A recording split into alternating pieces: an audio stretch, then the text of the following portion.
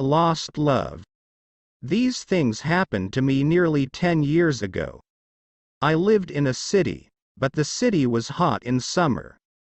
I wanted to see the country. I wanted to walk in the woods and see green trees. I had a little red car and I had a map, too. I drove all night out into the country. I was happy in my car. We had a very good summer that year. The country was very pretty in the early morning. The sun was hot, and the sky was blue. I heard the birds in the trees. And then my car stopped suddenly. What's wrong? I thought. Oh dear, I haven't got any petrol. Now I'll have to walk. I'll have to find a town and buy some petrol. But where am I? I looked at the map. I wasn't near a town. I was lost in the country. And then I saw the girl. She walked down the road, with flowers in her hand. She wore a long dress, and her hair was long, too. It was long and black, and it shone in the sun. She was very pretty. I wanted to speak to her, so I got out of the car. Hello, I said. I'm lost. Where am I? She looked afraid, so I spoke quietly. I haven't got any petrol, I said. Where can I find some? Her blue eyes looked at me, and she smiled. She's a very pretty girl. I thought. I do not know, she said. Come with me to the village. Perhaps we can help you. I went with her happily, and we walked a long way. There isn't a village on the map, I thought. Perhaps it's a very small village. There was a village, and it was old and pretty. The houses were black and white and very small. There were a lot of animals. The girl stopped at a house and smiled at me. Come in, please, she said. I went in. The house was very clean, but it was strange, too. There was a fire and some food above it. I felt hungry then. That's strange, I thought. They cook their food over a wood fire. Perhaps they have no money. I met her father and mother, and I liked them. They were nice people, but their clothes were strange. Sit down, said the old man. Are you thirsty after your walk? He gave me a drink, and I said, thank you. But the drink was strange, too. It was dark brown and very strong. I didn't understand. But I was happy there. I asked about petrol, but the old man didn't understand. Petrol? He asked. What is that?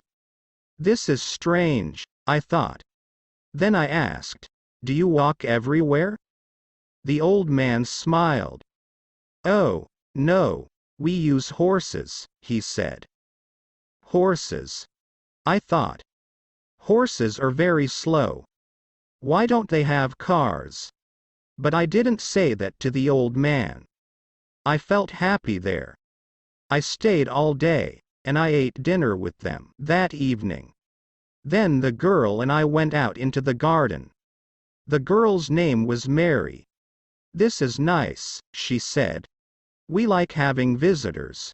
We do not see many people here. We spoke happily. She was very beautiful. But after a time, she began to talk quietly, and her face was sad. Why are you sad? I asked her. I cannot tell you, she said. You are only a visitor here. We have to say goodbye tonight. You have to go now. I didn't understand. I loved her. I knew that. And I wanted to help her. Why did I have to go? But Mary said again in a sad voice, you have to go. It is dangerous here. So I said, I'll go to the next town and find some petrol. Then I'll come back. She didn't speak. I love you, Mary, I said. And I'll come back to you. You won't stop me?" She said goodbye to me at the door. Her face was very sad, and I was sad, too.